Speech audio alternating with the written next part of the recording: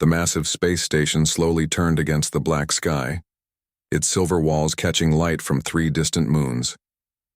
New Geneva was the most expensive place in all of human space.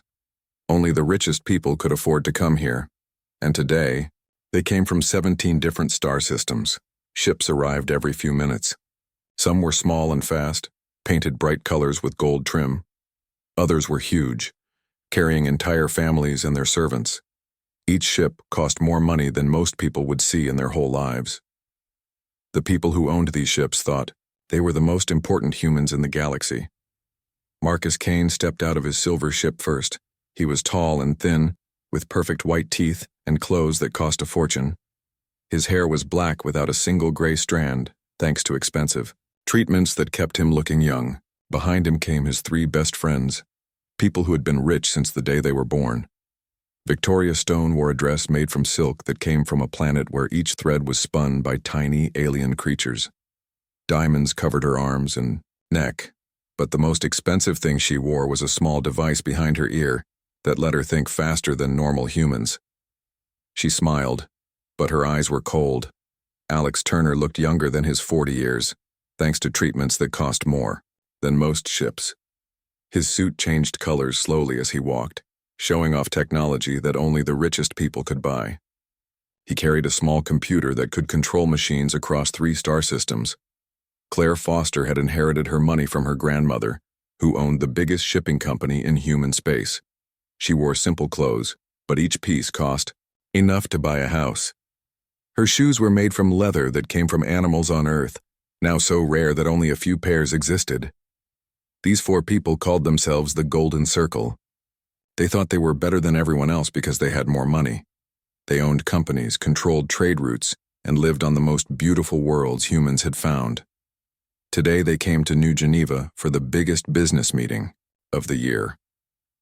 Inside the space station, thousands of beings moved through halls made of crystal and metal. Humans walked next to aliens with blue skin, others with 4 arms, and some that looked like walking trees. They all had one thing in common. They controlled vast amounts of money and power. The registration desk was busy. A woman with green skin and 6 eyes checked names on a list that appeared in the air above her hands. She spoke in a voice that sounded like music, welcoming each visitor to the Galactic Economic Summit. Marcus Kane, the tall man said when his turn came. Golden Circle Industries. The alien woman's 6 eyes blinked in a pattern that meant respect. Welcome, Mr. Kane. Your rooms are on level 50 with a view of the asteroid fields. Marcus smiled. Level 50 was for only the most important guests. He felt proud as he walked away with his friends. They had worked hard to be seen as the leaders of human business. But as they walked toward the elevator, something caught Victoria's attention. A woman stood at the registration desk, waiting her turn in line. She looked completely out of place among all the wealth and beauty around her. The woman wore a simple gray jumpsuit, the kind that workers wore in factories or on mining ships. Her boots were old and scuffed, with metal tips that showed she did hard physical work. Her hands were rough and strong, with small scars that came from using tools and machines. Her brown hair was pulled back in a simple style, and she carried only a worn leather bag. "Look at that," Victoria whispered to her friends, pointing at the woman. "Security must not be working today. They let a maintenance worker in here." "Alex," Turner laughed quietly. "Maybe she's here to fix the toilets. Someone should tell her the service entrance is on the other side of the station." Claire Foster shook her head. "I can't believe they let people like that in here. This is supposed to be for business leaders, not janitors." The woman reached the front of the line. She spoke to the alien at the desk in a calm, clear voice. "Lisa Hayes." The Golden Circle couldn't hear what she said next, but they saw the alien's 6 eyes open wide with surprise.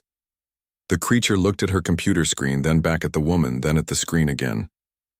"Of course, Ms. Hayes," the alien said, her musical voice now filled with respect. "We have your suite ready on level 60, the presidential level." Marcus Kane felt his face get hot. Level 60 was higher than his room. Only the most important people in the galaxy stayed on level 60. There had to be some mistake. "There must be an error," he said, walking back to the desk. This woman can't possibly be staying on level 60. That level is reserved for heads of corporations and government leaders. The alien looked confused.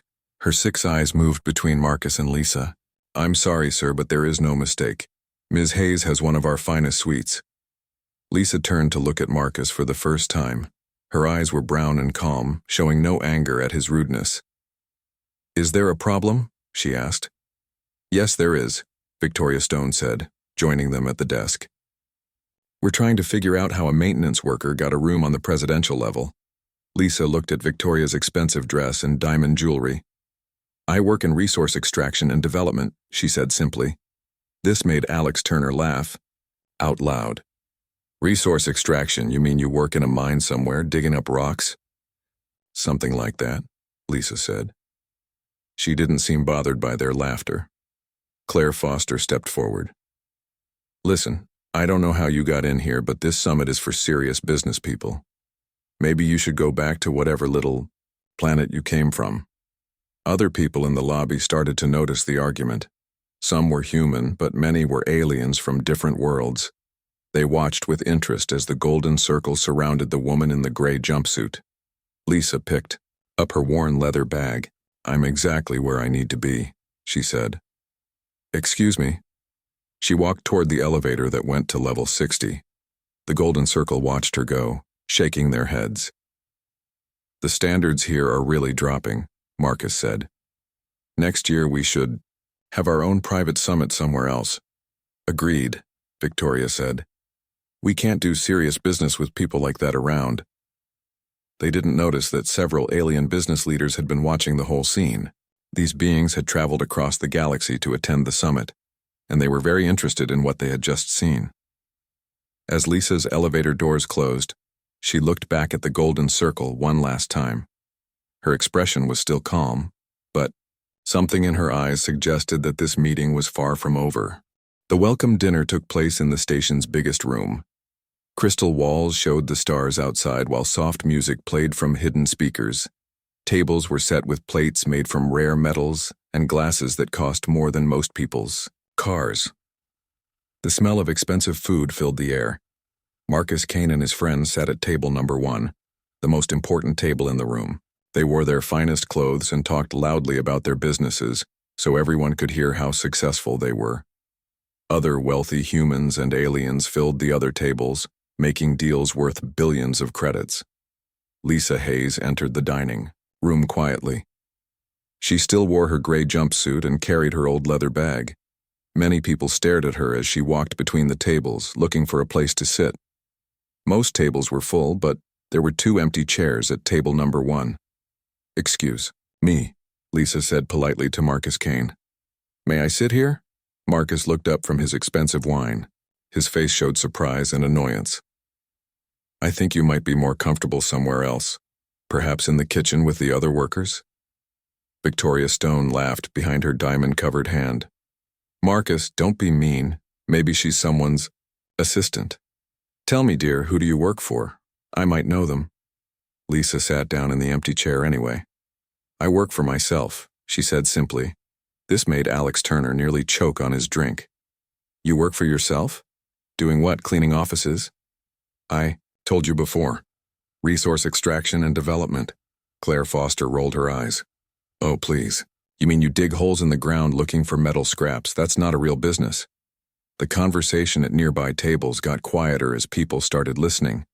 Several alien beings turned their heads toward table number 1. A creature, with blue skin and silver eyes, watched with great interest. Another being that looked like a walking tree leaned closer to hear better. So tell us, Marcus said in a loud voice so everyone could hear. How exactly did someone like you afford to come to this summit? The registration fee alone is 500,000 credits. Lisa cut her food calmly. I paid the fee like everyone else. But where did you get that kind of money? Victoria asked. Did you save up for years? Sell everything you owned? Something like that, Lisa replied. Alex Turner leaned back in his chair. I bet I know what happened. You probably found some old computer parts in a junkyard and sold them. Got lucky once and thought you could play with the big companies. Other people at the table started to laugh. The Golden Circle enjoyed making fun of someone they thought was beneath them. They felt powerful putting someone else down in front of all these important people. "Listen," Claire Foster said in a voice that carried across the room. "This summit is for real business leaders, people who control major corporations and trade routes, not for people who dig through garbage looking for scrap metal." Lisa continued eating without saying anything. Her calm behavior made the Golden Circle even more angry. They wanted her to get upset or leave, but she just sat there quietly. "I mean, look at her," Victoria whispered loudly to her friends. "Those clothes probably came from a second-hand store, and that bag looks like it's falling apart. She doesn't belong here with successful people." The alien with blue skin suddenly spoke. Her voice was deep and musical. "Excuse me, but success can be measured in many ways. Perhaps we should not judge others by their appearance." Marcus Kane turned to face the alien. "With respect, Ambassador, you don't understand human society. We have standards for these events. This woman clearly doesn't meet them." "What standards are those?" asked another voice. A tall alien with 4 arms and green skin had joined the conversation. "The ability to purchase expensive clothing? Or the ability to create real value in the galaxy?" Alex Turner waved his hand, dismissively. "Real value? She digs rocks out of asteroids. That's not creating value, that's manual labor." "And what do you create?" the 4-armed alien asked. "I run Turner Technologies. We make the computers that control half the ships in human space." Lisa looked up from her plate for the first time during the conversation.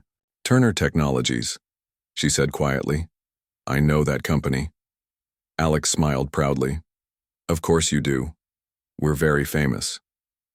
"You make good products," Lisa said, "though I noticed your latest processors use rare earth elements from the Kepler system." Alex's smile faded a little. "How would you know about our supply chains?" "I work in resource extraction. I know where most rare materials come from." Marcus Kane laughed loudly. She probably read about it in some trade magazine. "Look, this has been entertaining, but I think it's time for you to go back to wherever you came from. This dinner is for serious business people only." Lisa stood up slowly. She picked up her leather bag and looked around the table at the 4 members of the Golden Circle. "You're right," she said. "I should go." "Finally," Claire Foster said. "Maybe now we can have a proper conversation about real business." But Lisa didn't leave. Instead, she walked to another table where several alien ambassadors were sitting. They welcomed her warmly and she sat down with them. The Golden Circle watched in confusion as the aliens treated her with great respect. "What's that about?" Victoria wondered out loud. At the other table, Lisa was having a quiet conversation with a creature that looked like a giant butterfly with silver wings. The alien was nodding and seemed very interested in what she was saying. 2 other beings joined their conversation, both showing Lisa the same respect they would give to a head of state. "Maybe she's some kind of translator," Alex suggested. "That would explain why the aliens are being nice to her." Marcus Kane was getting annoyed. "It doesn't matter. She's nobody important. Let's focus on our own business." But throughout the rest of the dinner, they couldn't help watching Lisa. She moved from table to table, talking briefly with different groups of aliens and humans. Everyone she spoke to seemed to know her and treat her well. It was confusing and frustrating for the Golden Circle. Near the end of the evening, a short human man in an expensive suit approached their table. "Excuse me, Mr. Kane, I'm Peter Walsh from Galactic Mining Corporation. I was hoping to discuss a possible partnership with your company." Marcus smiled. This was more like it. "Of course. What did you have in mind?" "Well, we're expanding our operations in the outer systems and we need reliable transportation for our equipment. I understand you have connections in the shipping industry." Claire Foster leaned forward. "Actually, Foster Shipping is my company. We could certainly help you with that." Peter Walsh looked uncomfortable. "I'm sorry, but we've already committed to using another shipping company. They offered us much better rates." "Who?" Claire demanded. "I'm not supposed to say, but they have exclusive contracts with most of the mining operations in that region. We couldn't pass up their offer." As Peter Walsh walked away, The golden circle looked at each other with worried expressions. They had spent the evening making fun of someone they thought was beneath them, but strange things were starting to happen. Other people seemed to know something they didn't, and that made them very uncomfortable. The second day of the summit started badly for Marcus Kane. He woke up to find 3 urgent messages on his computer. The first was from his assistant back on Earth. The Andromedan Mining Consortium had canceled their meeting with him. They said all their time slots were now taken by priority investors. Marcus threw his expensive coffee cup across the room. The Andromedan deal was supposed to be worth 50 billion credits. He had been working on it for 6 months. Who could possibly have more priority than Marcus Kane? He called his assistant immediately. What do you mean they canceled? I've been planning this meeting since last year. I'm sorry, sir, his assistant said through the communication device. They said someone else made them a better offer. Much better. They wouldn't tell me who. Meanwhile, Victoria Stone was having her own problems. She sat in her luxurious suite, staring at 3 different contracts on her computer screen. All 3 had been canceled overnight. These were exclusive deals to provide high-fashion clothing to 3 of the richest planets in human space. This doesn't make sense, she said to herself. These contracts were signed and sealed. How can they just cancel them? She called the first company. A polite voice told her that they had found a supplier who could provide better quality clothes at lower prices. The same thing happened with the second and third companies. All 3 had found mysterious new suppliers overnight. Alex Turner was, in his workshop, trying to fix a problem with his latest computer design, but he couldn't concentrate because his communication device kept ringing with bad news.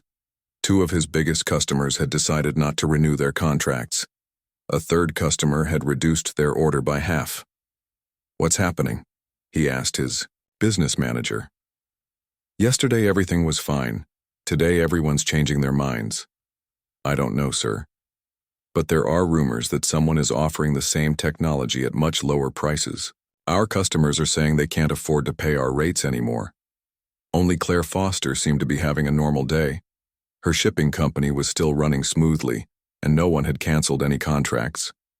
But she noticed something strange. Several of her ship captains had reported seeing new cargo vessels in the shipping lanes. These ships were bigger and faster than anything Claire's company owned. That afternoon, the summit held its famous auction. Rich beings from across the galaxy came to buy rare artifacts, precious metals, and unique technologies. The auction room was filled with the wealthiest individuals in known space. Marcus Kane sat with his friends, still angry about his canceled meeting. I'm going to show everyone here what real wealth looks like, he said. Watch this. The first item was a beautiful sculpture made from crystal that only formed on one planet in the entire galaxy. The bidding started at 1 million credits. Marcus raised his hand. 2 million, he called out. A blue-skinned alien bid 3 million. Marcus bid 4 million. The price kept going up until it reached 8 million credits. Marcus won, feeling proud that he could spend so much money without worry. The next item was a rare painting from old Earth, one of only 5 that survived humanity's expansion to the stars. Victoria Stone decided to bid on this one. The price went up quickly, but she kept bidding until she won it for 12 million credits. Then came the item that everyone was waiting for. A Plutonian crystal artifact, so rare that only 3 existed in the known galaxy. These crystals could power a spaceship for 100 years without running out of energy. Every major corporation wanted one. The bidding started at 10 million credits. Within minutes, it had reached 30 million. Marcus Kane decided this was his chance to show everyone how rich and powerful he was. 40 million, he called out, loudly. The room got quiet. 40 million credits was more money than most planets earned in a year. Marcus smiled, thinking he had won. 45 million, said a voice from the back of the room. Marcus turned around to see who had outbid him. It was a woman with short black hair wearing an expensive business suit. He didn't recognize her, but she looked like she meant business. 50 million, Marcus said, his voice a little less confident. 55 million, the woman replied without hesitation. This continued until the price reached 70 million credits. Marcus was starting to sweat. This was more money than he had planned to spend. 75 million, he said, hoping to end the bidding. Then Lisa Hayes stood up from her seat in the middle of the room. She was still wearing her gray jumpsuit and carrying her old leather bag. Everyone turned to look at her. 100 million credits, she said in her calm, quiet voice. The entire room went silent. 100 million credits was an enormous amount of money. Even the richest people in the galaxy would think twice before spending that much on a single item. Marcus Kane's face turned red with anger and embarrassment. "You can't be serious," he said. "You don't have that kind of money." Lisa reached into her leather bag and pulled out a simple credit chip. It looked old and worn like everything else she owned. She handed it to the auctioneer. The auctioneer was a tall alien with green skin and 4 eyes. He took the credit chip and inserted it into his payment device. His 4 eyes opened wide when he saw the result. "The payment is confirmed," he said, his voice full of surprise. 100 million credits paid in full. But that wasn't the most shocking part. The auctioneer looked at his device again, then at Lisa, then back at his device. "Excuse me, ma'am," he said quietly. "My device is showing that this payment represents less than 1% of your available balance. Is that correct?" Lisa nodded, simply. "That's correct." The room exploded with whispers and shocked conversations. If 100 million credits was less than 1% of her money, that meant Lisa Hayes had more than 10 billion credits in her account. That was more money than most corporations were worth. Marcus Kane sat down heavily in his chair. His face had gone from red to pale white.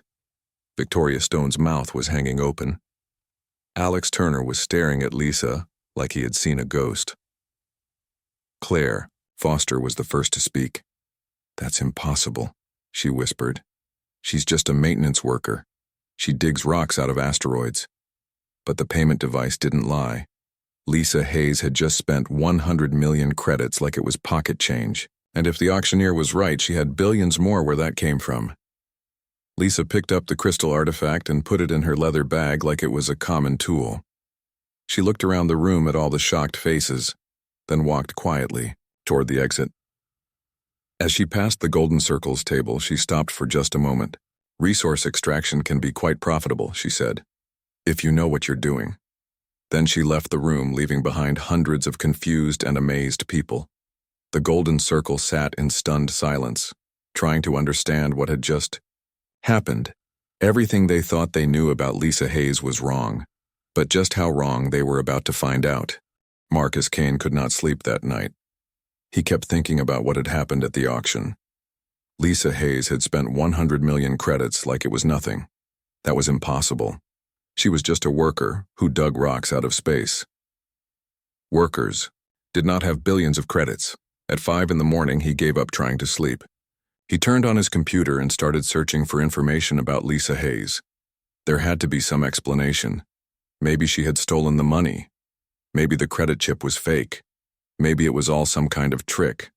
But before he could start his search, urgent news alerts began flashing on his screen. 3 major trade routes had been sold overnight. The routes connected the inner planets to the outer mining systems. Whoever controlled these routes controlled the flow of raw materials across human space. The buyer was listed as Hayes Interstellar Holdings. The purchase price was 800 billion credits, paid in full with no loans or payment plans. Marcus stared at the number until his eyes hurt. 800 billion credits was more money than most planetary governments had. He immediately called Victoria Stone.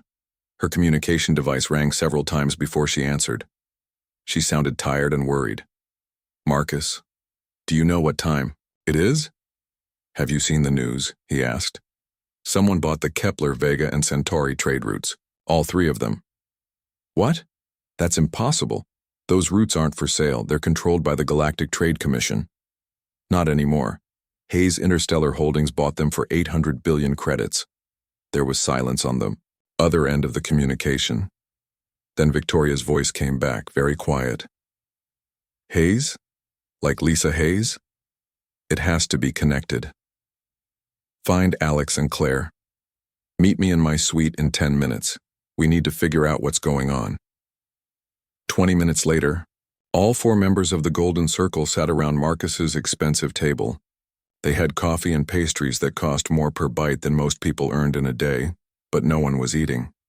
Everyone looked worried and confused. "Let me understand this," Claire Foster said slowly.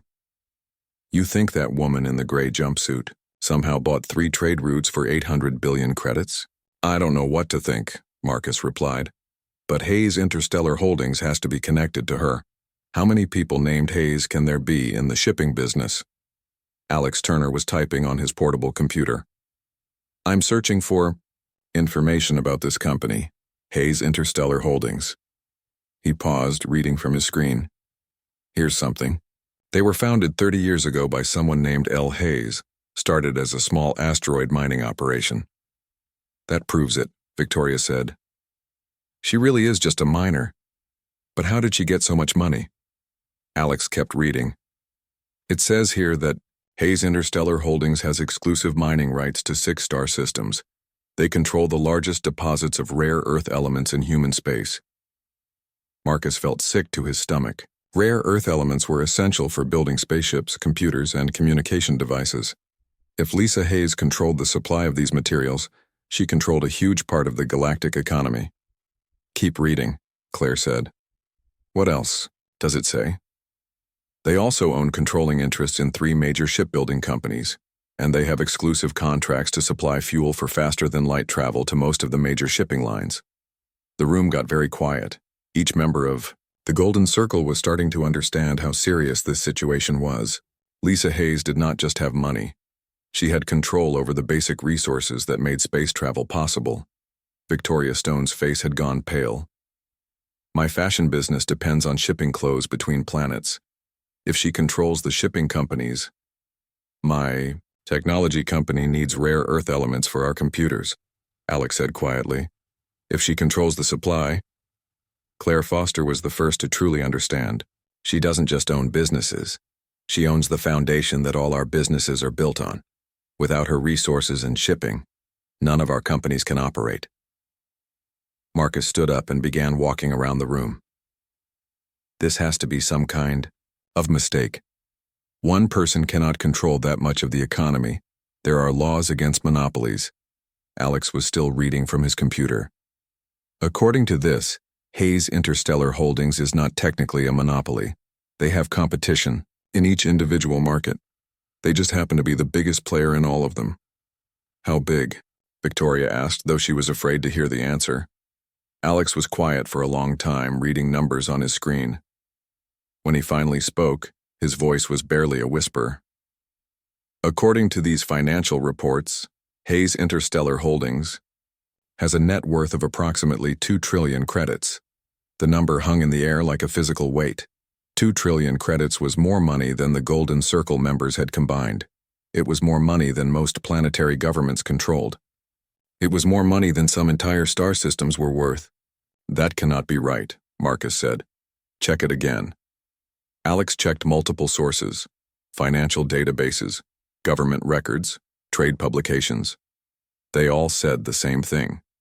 Hayes Interstellar Holdings, owned entirely by L. Hayes, was worth over 2 trillion credits. "But how?" Claire asked. "How does someone go from digging rocks to controlling 2 trillion credits?" Alex found more information. "It says here that L. Hayes started with a single mining drone 30 years ago. She found a small asteroid with rare elements and sold them for enough money to buy 2 more drones. Then she found bigger asteroids and bought more equipment." "That's just smart business," Victoria said. "But it doesn't explain how she got so rich." "Keep reading," Marcus demanded. "She made good investments and treated her workers well. When other mining companies had strikes and labor problems, Hayes Interstellar Holdings kept operating. She shared profits with her employees and gave them better working conditions than anyone else." "So she got rich by being nice to people?" Claire asked sarcastically. "No," Alex said, reading more carefully. "She got rich by being smarter than everyone else. While other companies fought over the easy asteroids near populated planets, she went to the dangerous outer systems where no one else wanted to go. She found huge deposits of rare materials that no one else knew existed." Marcus sat down again. His expensive clothes suddenly felt uncomfortable. What else? She reinvested all her profits back into the business. Instead of buying luxury homes and fancy ships like most rich people, she bought more mining equipment and hired more workers. She built refineries to process the raw materials instead of selling them to other companies. She bought her own ships to transport the finished products. The picture was becoming clear, and it was frightening. While the Golden Circle had inherited their wealth or made it through financial tricks, Lisa Hayes had built her fortune through hard work, smart decisions, and treating people fairly. There's more, Alex said. Hayes Interstellar Holdings has a reputation for fair dealing across the galaxy. They honor their contracts, pay their bills on time, and have never been accused of cheating anyone. That's why so many companies prefer to do business with them. Victoria Stone put her head in her hands. We mocked her. We called her a maintenance worker and told her she didn't belong here. She could destroy all of us, Claire realized. If she wanted revenge, she could cancel our contracts, raise our prices, or refuse to do business with us entirely. Marcus. Kane looked around at his three friends. They had spent yesterday laughing at Lisa Hayes, thinking she was beneath them. Now they realized she was the most powerful person they had ever met, and they had treated her terribly in front of hundreds of witnesses. What do we do now? He asked. No one had an answer. The Golden Circle spent the morning practicing what they would say to Lisa Hayes. They stood in Marcus Kane's expensive suite, trying different ways to apologize. Each attempt sounded worse than the last. We could say we were just testing her, Victoria Stone suggested. You know, seeing if she was tough enough for big business. That's stupid, Alex Turner replied. She'll see right through that. Claire Foster paced around the room. Maybe we should offer her something, a business partnership or exclusive contracts. Marcus shook his head. She doesn't need anything from us. She already controls everything we depend on for our businesses. They had learned more terrible news that morning. Victoria's fashion company used rare silk from the Vega system. Hayes Interstellar Holdings controlled all shipping from Vega. Alex's computer company needed special metals that only came from Hayes-owned mines. Claire's shipping business used fuel that Hayes Interstellar Holdings refined and sold. We have to try, Marcus finally said. If we don't apologize, she might decide to punish us. We could lose everything. They found Lisa Hayes in the station's observation deck. It was a quiet place with huge windows that showed the stars and distant planets. Lisa stood alone, watching cargo ships move between the station and the asteroid belt. Many of those ships belonged to her company. She wore the same gray jumpsuit as before. Her old leather bag sat on a bench nearby. She looked so normal, so ordinary. It was hard to believe she was the richest person in human space. Marcus Kane walked up to her first. His three friends stayed close behind him. Ms. Hayes, could we talk to you for a moment? Lisa turned around. Her face showed no anger, but also no warmth. Of course. We wanted to apologize for yesterday, Marcus said. He had practiced this speech, but now the words felt clumsy in his mouth. We didn't realize who you were. You didn't need to know who I was, Lisa replied calmly. You just needed to treat me like a human being. Victoria stepped forward. You're absolutely right. We were rude and foolish. We hope you can forgive us. We're all successful business people here, Alex added quickly. We should work together, not against each other. Lisa looked at each of them for a long moment. What exactly are you asking for? Claire Foster had prepared for this question. We're hoping we can continue doing business as usual. Our companies have contracts with Hayes Interstellar Holdings subsidiaries. We hope those relationships can continue. Why wouldn't they? Lisa asked. Marcus felt confused. Well, after how we treated you, we thought you might be angry. We thought you might want revenge. Lisa picked up her leather bag and started walking toward the exit. The Golden Circle followed her. I don't believe in revenge, she said, but I do believe in consequences.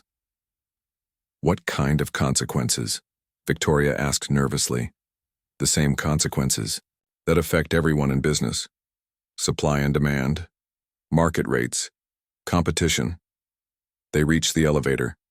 Lisa pressed the button to call it. You see, I've always offered special rates to companies that treat their workers well and deal honestly with their partners. Companies that don't meet those standards pay regular market prices. The elevator arrived. Lisa stepped inside. Your companies will be treated exactly like any other customers. Nothing more, nothing less. As the elevator doors closed, Alex Turner called out, "What does that mean exactly?" But Lisa was already gone. Over the next 2 days, the Golden Circle learned what Lisa's words meant. The consequences came quickly and were more devastating than they had imagined. Victoria Stone's fashion company had been getting rare silk at 20% below market price because of a special partnership agreement. Hayes Interstellar Holdings sent her a polite message saying the partnership was ending. Victoria would now pay full market price for shipping and materials. The new prices made her clothes too expensive for most customers. 3 major orders were canceled within hours. Victoria's profit margins disappeared overnight. Her company, which had been worth millions, was suddenly losing money every day. Alex Turner faced an even worse situation. His computer company had been buying special metals through a subsidiary of Hayes Interstellar Holdings. The contract had given him exclusive access to the highest quality materials at reduced prices. Hayes Interstellar Holdings honored the contract exactly as written. But when Alex tried to renew it for another year, he was told that priority would be given to companies with better labor practices. Alex's company was known for paying low wages and making people work long hours. The new contract offered Alex the same materials at market price but with no guarantee of exclusive access. His competitors could now buy the same high-quality metals. Without his special advantage, Alex's computers were no longer the best on the market. Claire Foster's shipping company faced the biggest problems. She had been using Hayes Interstellar Holdings fuel at a discount because of her family's old connections in the shipping industry. The discount had allowed her to charge lower prices than her competitors. Hayes Interstellar Holdings sent her a formal notice. The discount was ending. Claire would now pay the same prices as everyone else. But here was the real problem. Many of Claire's competitors had been paying regular prices all along. When Claire's costs went up, she could no longer compete. Worse, Hayes Interstellar Holdings had been quietly building their own shipping division. They now offered faster service at lower prices than Claire could match. 3 of her biggest customers switched to Hayes Interstellar Holdings within a week. Marcus Kane thought his company would be safe. Golden Circle Industries was a holding company that owned parts of many different businesses. He didn't depend on Hayes Interstellar Holdings for any single product or service, but Marcus discovered that Hayes Interstellar Holdings was connected to almost every part of the galactic economy. The mining operations he invested in needed Hayes equipment. The manufacturing companies in his portfolio used Hayes materials. The transportation firms he owned bought Hayes fuel. When all these companies had to start paying regular market prices, instead of getting special deals, Marcus's profits dropped by 60%. Several of his investments became worthless almost overnight. The 4 friends met again in Marcus's suite on the last day of the summit. They sat around the same expensive table, but now they looked tired and defeated. "How much did you lose?" Marcus asked Victoria. 40% of my company's value, she replied. "Maybe more.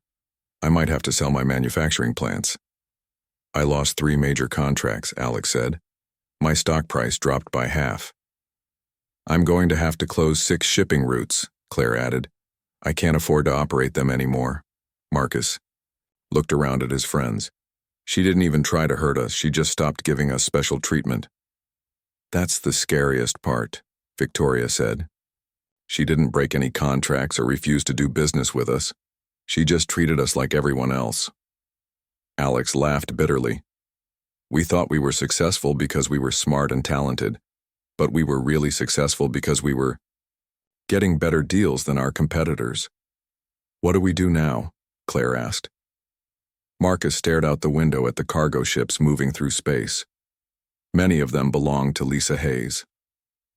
"We learn," he said finally.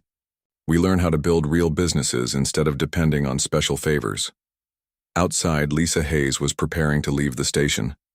She had attended all the summit meetings and made several new trade agreements. She had been polite and professional with everyone, including the members of the Golden Circle.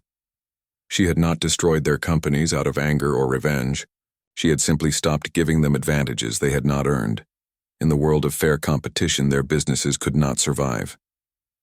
As her ship prepared to depart, Lisa looked back at the space station one last time. She felt no satisfaction in the Golden Circle's troubles. She only hoped they would learn something valuable from the experience. The closing ceremony of the Galactic Economic Summit was supposed to be a simple event. The station's main hall was filled with hundreds of beings from across the galaxy. Humans sat next to aliens with blue skin, 4 arms, or crystalline bodies. Everyone was preparing to return to their home worlds and star systems. The ceremony always ended with speeches from the most important attendees. This year, the speakers included the Trade Minister from the Andromedan Federation, the Economic Council leader from the Zentorian Empire, and the Human Commerce Secretary from Earth. But as the Commerce Secretary finished his speech, something unexpected happened. Lisa Hayes stood up from her seat in the middle of the hall. She walked slowly toward the speaking platform. "Excuse me," she said in her calm, quiet voice. "May I say something?" The Commerce Secretary looked confused. Lisa Hayes was not on the list of speakers, but the alien trade ministers began nodding and gesturing for her to come forward. They clearly wanted to hear what she had to say. "Of course, Ms. Hayes," the Commerce Secretary said. "Please take the platform." Lisa walked up to the speaking area. She still wore her simple gray jumpsuit. Her old leather bag sat on the floor beside her. Standing in front of all these wealthy and powerful beings, she looked exactly like what the Golden Circle had thought she was. A simple worker. "My name is Lisa Hayes," she began. 30 years ago, I owned one small mining drone and had a dream of building something better. The hall was completely quiet. Even the Golden Circle sitting in the back leaned forward to listen. I want to tell you a story about what I learned during those 30 years. It's not a story about getting rich or building a big company. It's a story about what makes humans special in this galaxy. Lisa looked around the room, making eye contact with aliens and humans alike.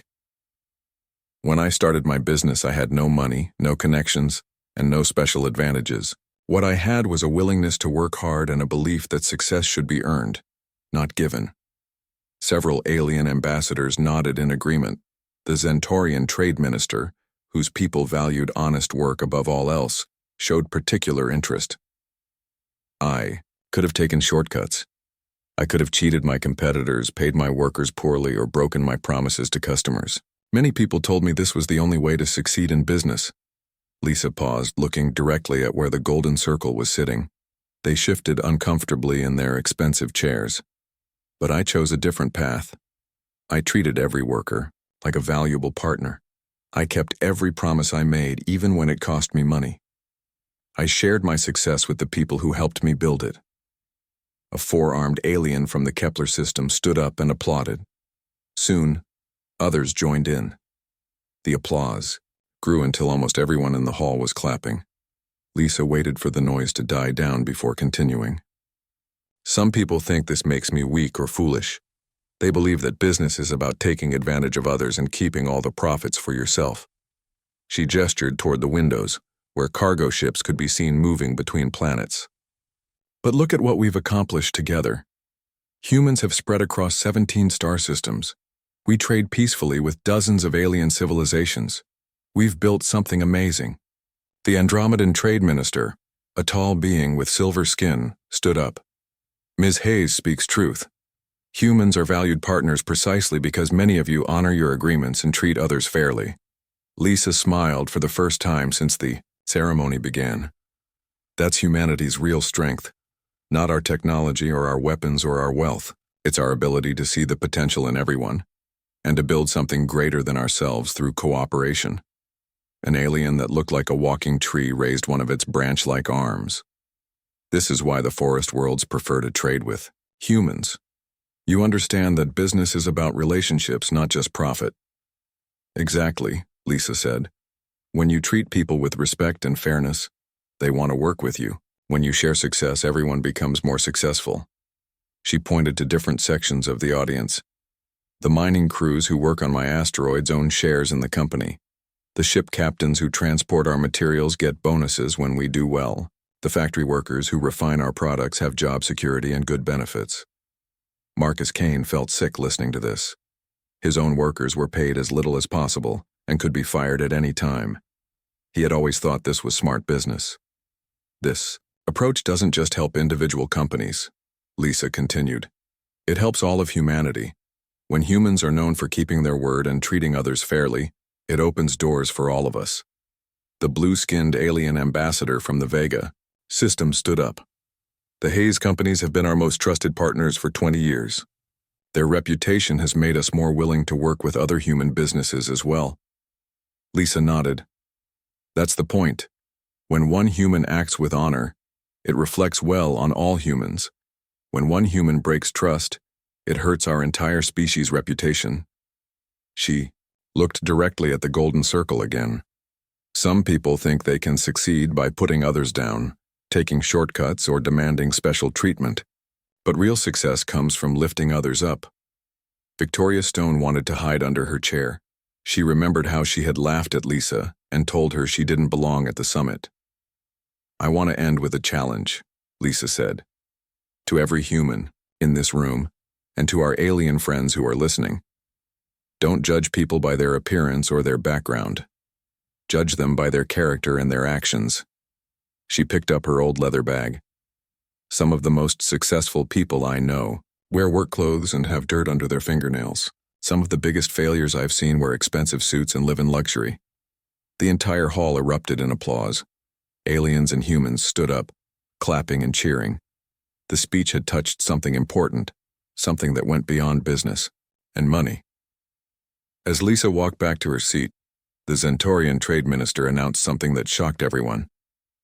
The Zentorian Empire would like to offer humanity preferential trading status based on the values that Ms. Hayes has demonstrated. Other alien ambassadors began making similar announcements. The Forest Worlds offered new agricultural contracts. The Andromedan Federation proposed joint mining ventures. The Kepler system suggested expanded shipping agreements. These new deals would benefit all of human space, not just Lisa's companies. By demonstrating the best of human values, she had opened opportunities for everyone. After the ceremony ended, Lisa Hayes made her way to the docking bay where her ship waited. It was not the biggest or fanciest ship at the station, but it was well maintained and reliable. As she prepared to leave, she saw the golden circle standing nearby.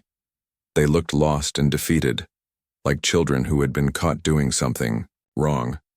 Marcus Kane stepped forward. Ms. Hayes, we want you to know that we learned something from all this. Lisa stopped and looked at him. What did you learn? That we've been doing everything wrong, Victoria Stone said quietly. We thought success meant being better than other people, but you showed us that real success means making other people better. It's not too late to change, Lisa said. Your companies are struggling now, but you could rebuild them the right way. Treat your workers fairly, keep your promises, share your success. Alex Turner shook his head. We don't know how. We've never run businesses that way. Lisa reached into her leather bag and pulled out a small device. This contains the contact information for my human resources director. She can teach you how to treat employees fairly. My operations manager can show you how to build honest relationships with suppliers. My customer service director can help you learn to keep promises to clients. Claire Foster looked surprised. You would help us? After how we treated you? That's what humans do, Lisa said simply. We help each other become better. As her ship pulled away from the station, Lisa looked back one last time. The golden circle stood in the docking bay holding the device she had given them. For the first time since the summit began, they looked hopeful. In the months that followed, news spread across human space about what had happened at the summit. The story of the simple woman who turned out to be the richest person in the galaxy became legendary. But the real message was about something more important than money. Humanity's reputation in the galaxy grew stronger. More alien civilizations wanted to trade with humans. More opportunities opened up for human businesses. And it all happened because one woman had shown that the best of human values, hard work, fairness, and lifting others up, were also the Keys to true success. Lisa Hayes returned to her work, not in some corporate tower, but aboard a mining ship where she still spent time working alongside her employees.